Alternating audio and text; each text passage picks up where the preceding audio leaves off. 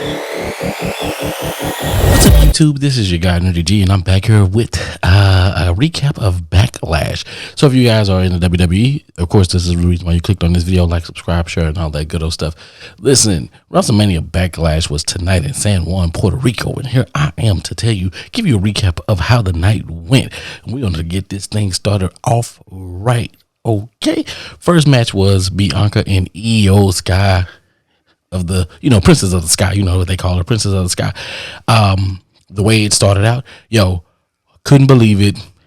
Great showing. And when I tell you great showing by Io, a couple things I want to point out. And I want you guys, if you haven't seen it, I want you guys to go see it wherever you can get it at, because the matches tonight, and I can say this with all of them, all the matches tonight were great. Io Sky had the universe behind her. I think this is my first time seeing Bianca get booed, and it baffled me at first. And I thought, I was like, okay, let me write this down. Maybe I'm gonna come in with a different take, and I'm gonna see the way that the other matches go. This was Puerto Rico, San Juan, Puerto Rico. Didn't mess with the EST. They was all big fans of Io Sky, and guys, listen. They may say there may be some cracks in damage control now, maybe possible because the commentators kind of pushed it and tried to say, hey, Bayley was or implied that Bayley was the reason why Io Sky didn't come away with the win. Listen, I know, spoilers, hello, but go watch it. Watch the match. The match is getting, it was great. The matches are getting better. And when I mean they're getting better, the wrestling is getting better. It takes me back to my good old days when I first started watching wrestling, where it didn't look like they were pulling their punches or whatnot. But yeah, the entrance was great. Io came out. She did her thing. That's match one. Bianca, Io. The championship was on the line. She took Bianca to the limits. Bianca, she had a plan. She had a game plan. I believe that Io executed it very well. And when I tell you headbutt, kicks, jumping, shoulder, like it had everything that you would expect, or a little bit even more from what one would expect from the this match. Ladies and gentlemen, there was a total of 7 matches. And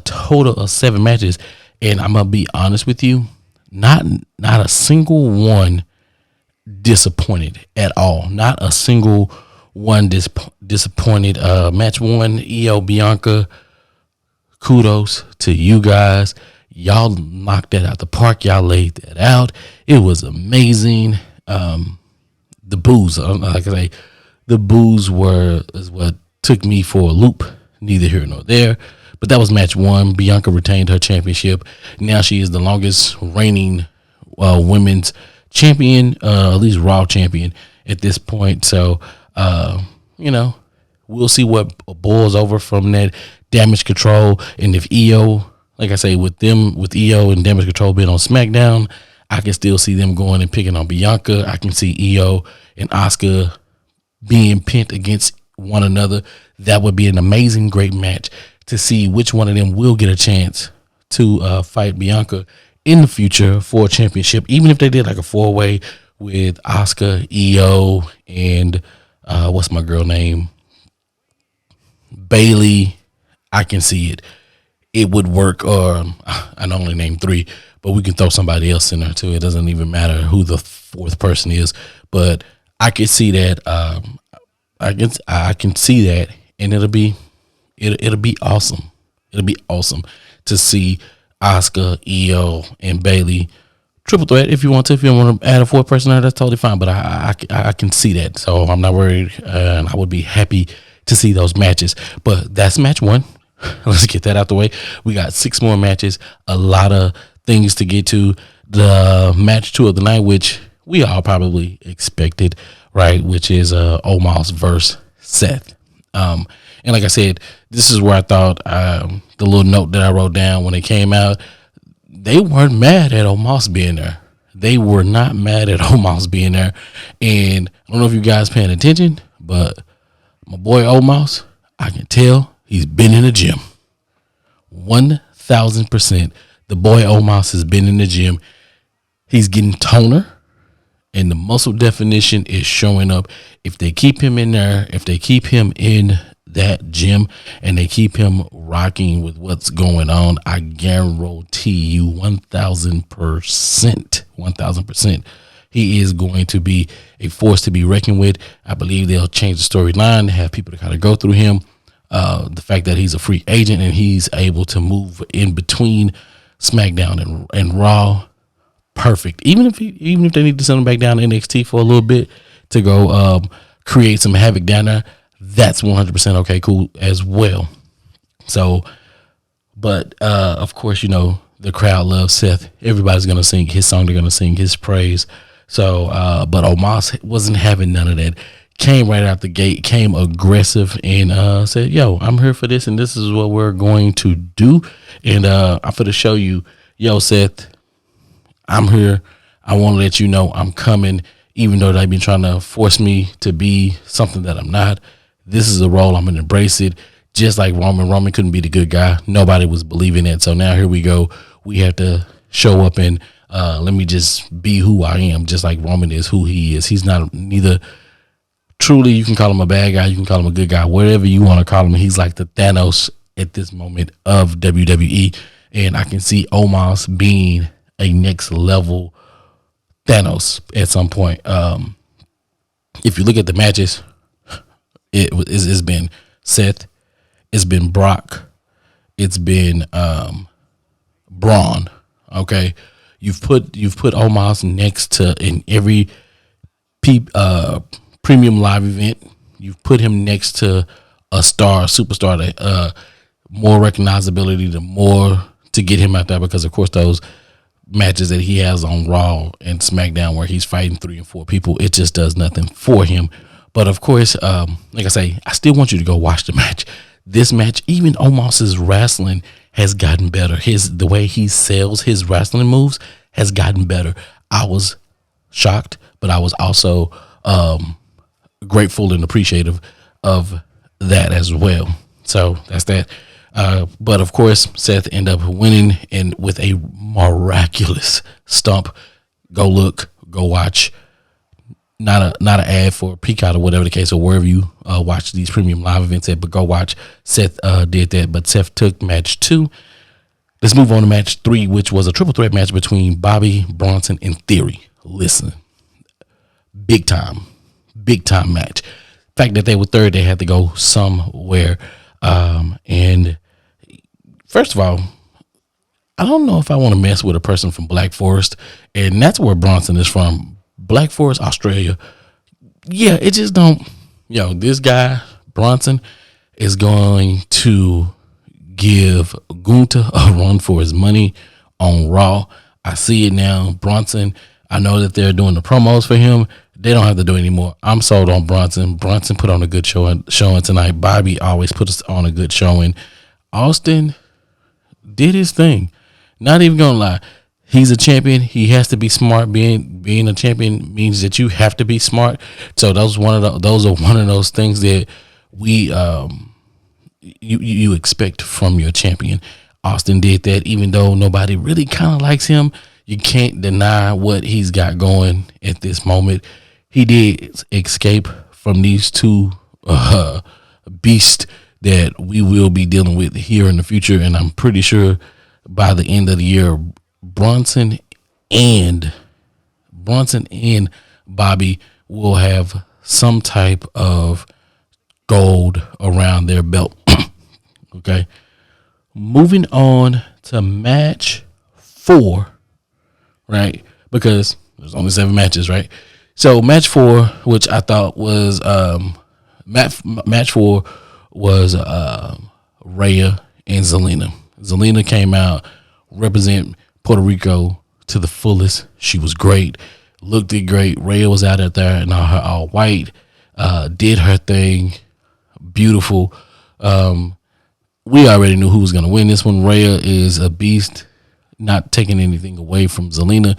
When I saw Zelina stand next to Rey Mysterio, 1, I saw how short he was. 2, I saw how short she was, and I kind of saw the writing on the wall, which we already knew what was going to happen because that's just who she is. That's just that. Okay, not a problem. It is what it is. Great outputting, good wrestling. The match was good. Was it memorable? No, but did it please and did it do what it needed to do at the number 4 spot, 4 match? Yeah, it did that. So not a problem. Match 5, right? Which they told us we had a double main event, right? So double main event, you would assume, okay, hey, double main event, that's Bad Bunny, Damian Priest, that's Brock and Cody Rhodes. So of course, match 5, you got to say, hey, the people that you see here right now on the screen, it's the Bloodline versus Kevin Owens, Sami Zayn, and Matt Riddle.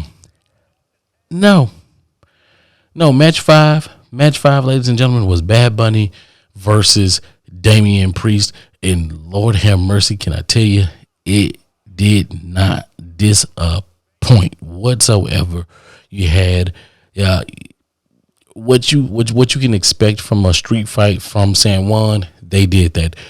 The performance, great. Bad Bunny, you can tell that he's been in a gym somewhere working this thing out. He's been working on his wrestling moves.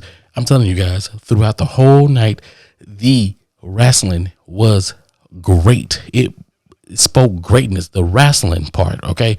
I'm talking about the wrestling part. I'm not talking about the performances. Well, I am talking about the performances, but I'm telling you, the wrestling moves, the way that they were selling everything. I mean, for Bad Bunny to do what he did and for Damian Priest to sell, they did a remarkable job. Of course, during this street fight, you knew that the Judgment Day was going to get involved. You knew that LWO was going to get involved in some kind of way. Mr. Vega, Savaro Vega came out. Carlito showed up. It was amazing. So that in itself was nothing that you could not ask for, but it lived up. It lived up to the hype. Main event, easy. Yes, it sold, and your winner in that one was the Bunny, because how could he not win? It was San Juan versus San Juan, and you gotta just kind of give it to him. Moving on to match 6, which is the one that we're seeing, or the one that you're witnessing right now, with the Bloodline and Kevin Owens, Sami Zayn, and Matt Riddle. This match here was building on the story that they're having with the Bloodline more than they sold on the performance. The performance was still good. Do I think the Usos still need to kind of work a little bit more on their performance? I do, because I think even though that you could tell that they've been in the gym as well, kind of, getting back in shape or whatnot, and toning their bodies or whatever. I think this was more to sell the story and what's going on with the Bloodline, to keep it going. And we're all grateful and gracious for that.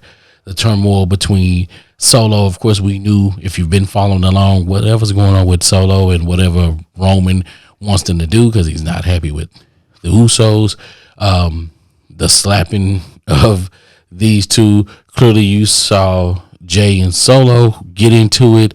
Jimmy, totally unaware of what was going on, totally kind of blindsided. But for the most part, I'm gonna be honest with you, Kevin Owens and Riddle wasn't really truly in this match. Just being 1,000% honest with you, they spent most of their time outside of the ring, kind of laying down. And of course, the Bloodline came away with the win, but at what cost and what did happen? When you look at what Solo did, like I say, you still go watch this match. Would I put it in the 6th spot? No, but I understand why it made it to the 6th spot, because that 5 spot was, in my opinion, was a classic match. And then to end the show the way that they ended the show, you can't deny that either. This was a great match put on by these six men that was in the ring. They sold the story. That's what we wanted. We got to build upon that. And of course, now it's not only can we wait till Monday to see what's going to happen on Raw, but we can't wait to see what's going to happen on Friday when Roman Reigns return, which I kind of thought that he was going to make a surprise appearance here in San Juan, Puerto Rico, but he didn't. So that was that. And what more can you ask for, right? But like I say, the Bloodline came out with the win, and they did what they were supposed to do. But at what cost? We'll find that out sooner than later.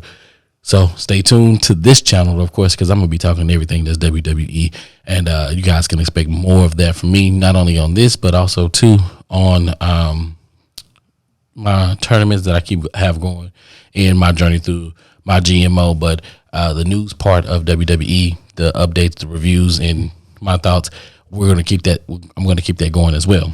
So that's match number 6, and let's get to match number 7, because match number 7, the Beast Incarnate, the American Nightmare. What do you expect that was going to happen? We saw what happened the day after WrestleMania, and how good old Brock just went nuts. We have no idea. We have no reason. We still don't know what the whole cause was for it. We don't know what the reason was behind it. And we still didn't get a reason or nothing like that tonight to know what the reason was. But the way that match turned out, you could have put Bad Bunny and Damian Priest in that main spot, and I wouldn't have been disappointed. I don't know if it's in somebody's contract where Brock has to be the headliner or whatever the case may be.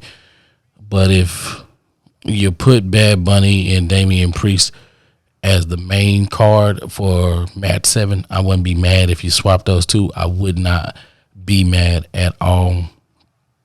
Did it sell? It did. Did we think that what happened with Cody came out on fire, and it seemed like Brock was unfazed? So you guys got to see what he did. I'm calling it spoilers, right? This is spoilers, all of it's spoilers. He came out kicking butt as best as he can before the bell rang. So of course, anything before the bell rings, it doesn't matter. It all goes. Everything goes. When I say everything goes, I mean everything goes. Chairs, kendo sticks, whatever, all of it goes. It doesn't matter. But what ended up happening, you thought that was going to be enough to kind of take the Beast out, and it did not go that way. The Beast kind of like, as the match went on, the Beast kind of like shook all of that stuff off, even though you can clearly see the whelps and stuff on his back. You can see the bruises or whatever the case may be. And then of course, the accident. Oh, wow.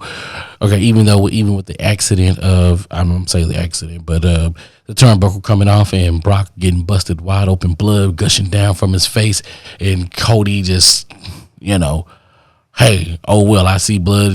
Let's go. Let's finish this out. Let's give these people a match, and then that's what they actually did. And I don't know if the match was cut short because of that. It possibly could have been cut short because of that, but it still delivered. Of course, Cody Rhodes came out your winner, so of course the story does not end. He still has to finish his story. I believe he will finish his story in some form of fashion.